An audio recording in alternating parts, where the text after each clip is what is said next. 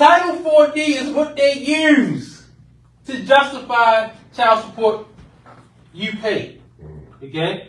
However, the courts in Maryland still screwing it up.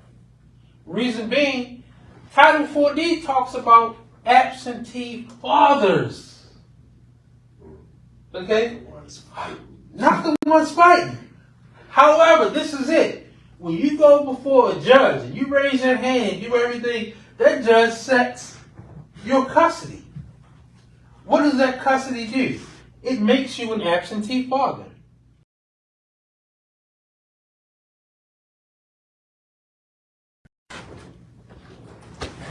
All right.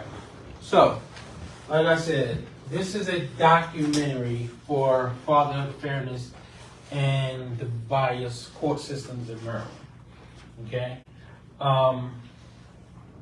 Reason why we started the nonprofit, Winning Strategies, Fatherhood and Courts and Custody, was for those fathers who feel like they didn't have a leg up in court. Your document that you're looking at, it talks about how to become what we call without prejudice, which you heard us speaking about. Okay? Most fathers need to understand that. Okay, most fathers need to know that. This document right here, and I'm going to pass it around. Okay, this is a document that I had notarized. Notarized through, see that gold seal? That means that state notarized it and federal notarized it, okay? Because it's a apostille, okay, from the Hague Convention. This document says, an affidavit of facts, certificate of non-citizen nationalization. I'm a U.S. national that is domiciled in the state of Maryland. What do you have in your pocket that allows you to go around the state, go around the city?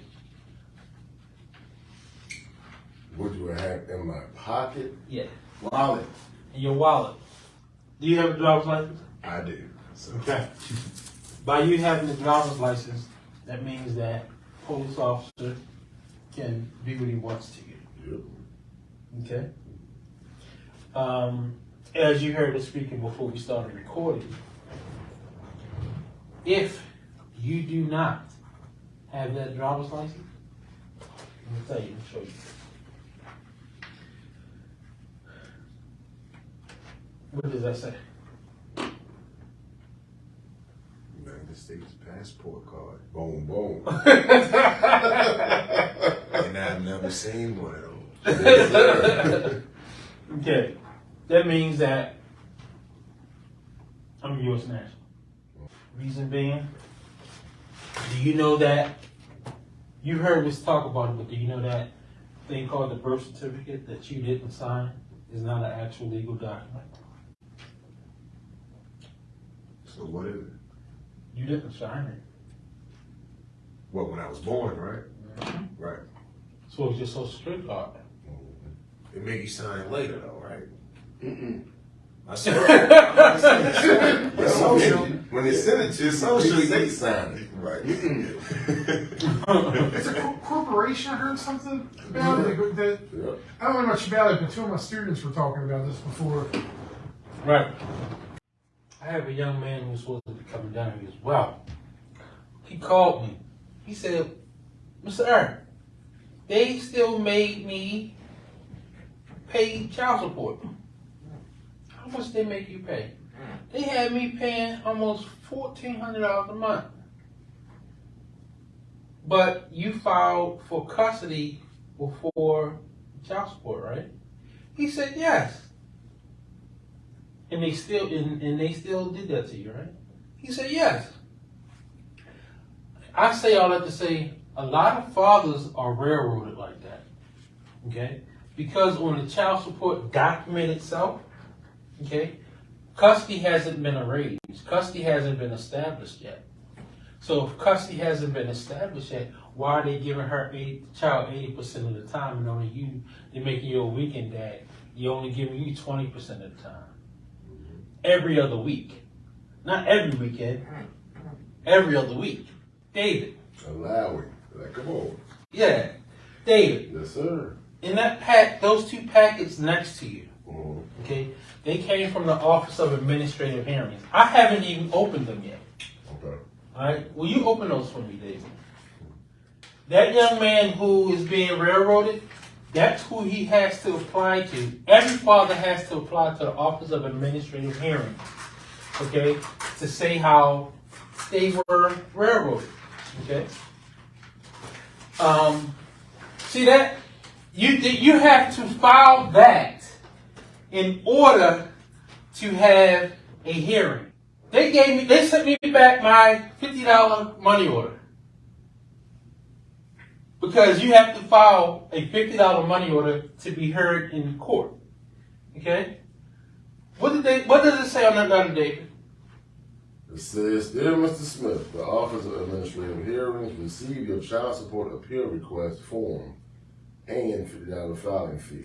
The appeal form and the response instructed you to include a $50 filing fee, the appeal form and notice within 30 days of the date of the notice. Well, then, what was the date on that? 6/13 over here was 3/10.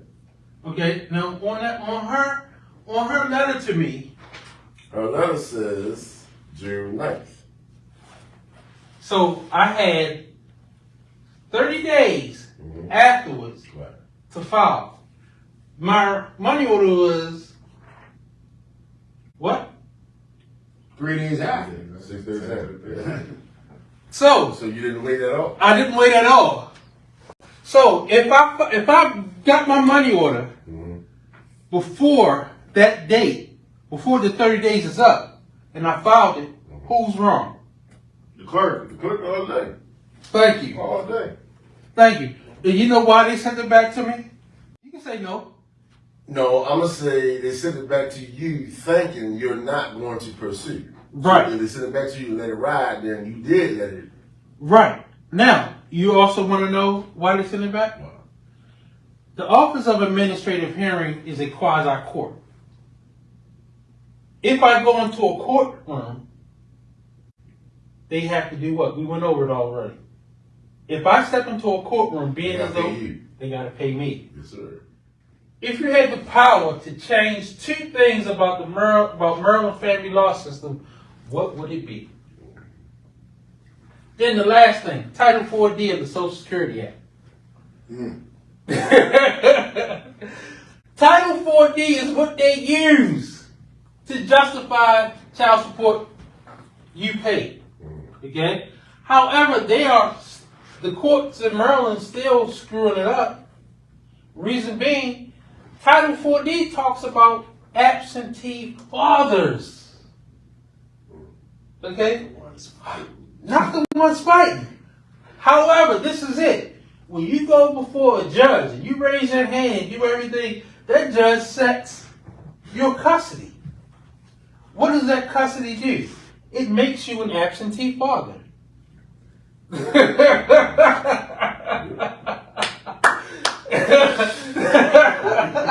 So you got to pay the You gotta pay the child support.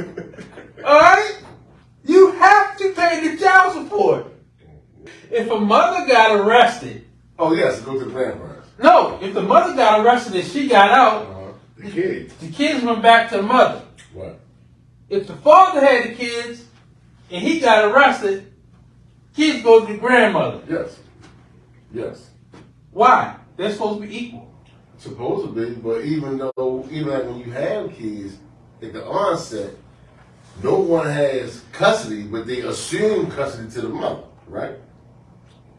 They can't take their child away from you. Okay? Unjustly.